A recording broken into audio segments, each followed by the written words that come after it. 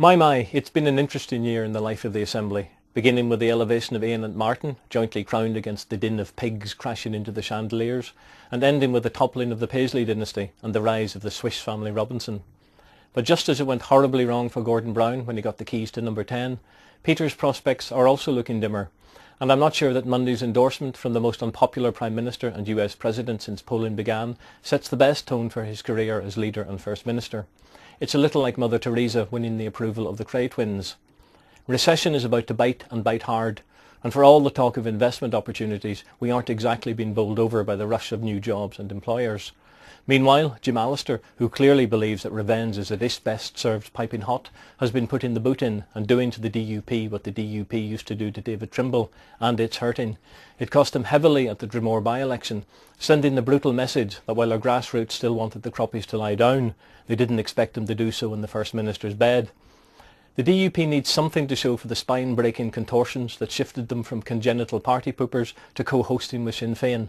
That something was supposed to be accountability, but with Katrina Ruan charging across the province like one of those Duracell-powered bunnies, it's obvious that Robinson's control of government is severely limited.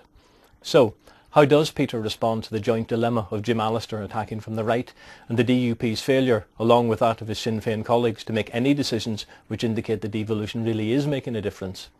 Well, having already conditioned himself to massive U-turns and sleeping with the enemy, he has decided to seek closer cooperation with the Ulster Unionists. Yes, after years of telling us that the UUP couldn't be trusted to defend the Union and that their collective leadership was a bunch of wimps, he has, albeit in language that would make a weasel blush, made an overture to Sir Reg MP.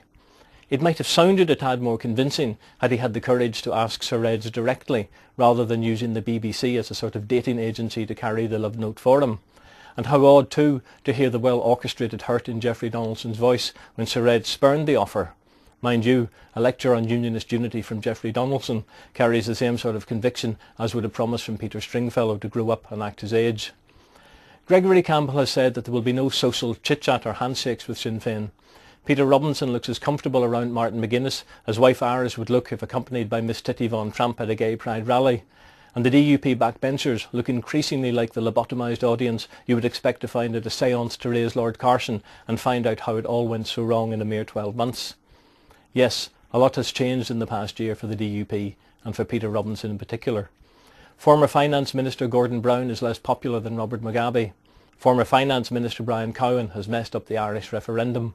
Former Finance Minister Peter Robinson has now got what he wished for, and, as the Chinese proverb cautions, he must now be very careful.